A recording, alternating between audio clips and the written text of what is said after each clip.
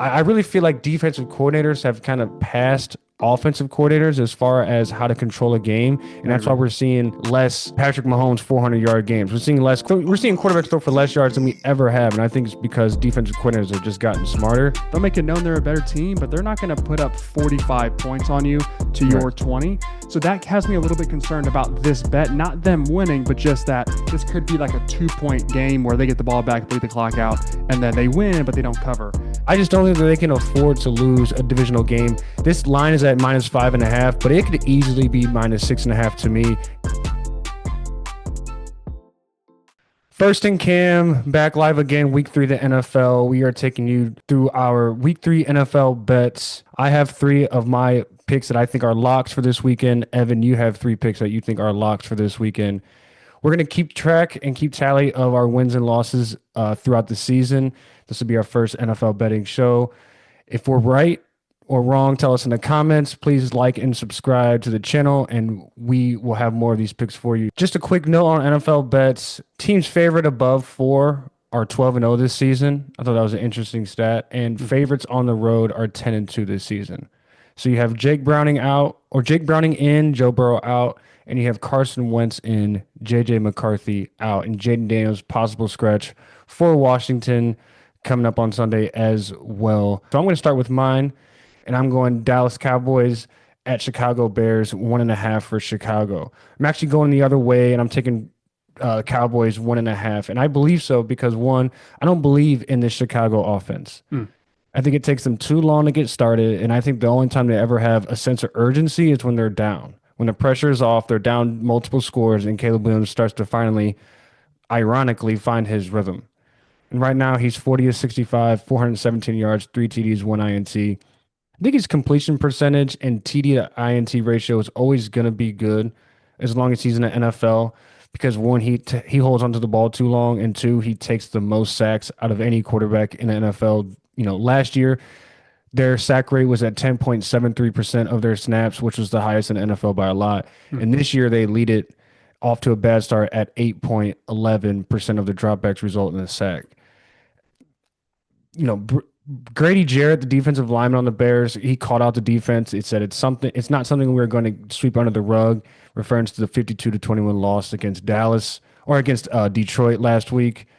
And, Dallas gives up 37 points to the Giants, but the Bears are a totally different laughing stock to me. I think the Bears are just a bottom tier team in the NFL, and I don't see them being close to being 500 this season.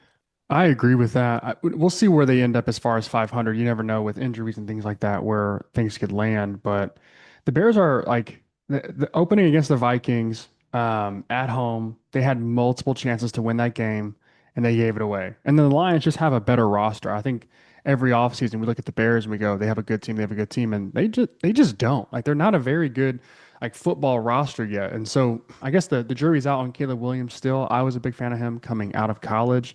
I like Ben Johnson a lot. And so it's kind of like who's to blame? And right now it feels like Caleb just isn't all the way there with what he should be with Ben's offense, or Ben isn't all the way there with what Caleb, needs to be doing inside of his system. So I don't know. I don't think the Bears can really score with Dallas. The question is does Dallas get going? One thing about Dallas, that was a funny stat that kind of looms over them, is when they play outside, like they're way worse of a team now. And that's probably one of the reasons this line is so tight, unless there's an injury we don't know about, is I don't expect Dallas to play great on grass against Chicago. And so that could be a reason that Chicago maybe has a chance to do something with this game. Although I would take Dallas if Dallas was -5, I'd still take them. So this to me feels like an obvious one.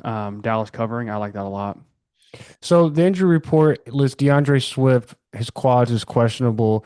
Cornerback Kyler Gordon, who's even more questionable with the hamstring. I think, those are 2 key pieces for Chicago. I don't think that the Kyler Gordon hamstring injury is make or break for Chicago, but they're already down to their last guys in week 3. And so if you're going to have a starting cornerback who's literally has a hamstring injury, I mean, Dak Prescott isn't QB1, but he knows how to expose bad defenses. And DeAndre Swift is another threat out of the backfield for Caleb Williams. He likes to, dink and dunk a lot. And DeAndre Swift in the passing game is key for them. And then on the Cowboys side, Deron Bland, he's got a messed up foot. He's most likely not playing. And then D tackle Perrion Winfrey was placed on IR on Monday with a back.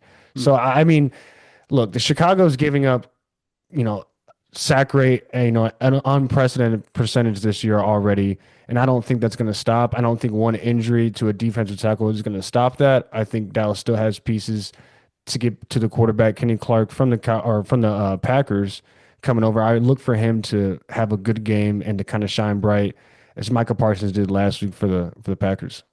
Yeah, we'll see if the defense can confuse Caleb a little more as well. With having DBs out in a kind of a secondary that could be a little injury prone. I look at Dallas playing some man, a lot of zone, and I just don't know if Caleb can take advantage. I'd love to see him like like blossom into the quarterback we all think he could be or could have been coming out of college, but well, I guess we'll see with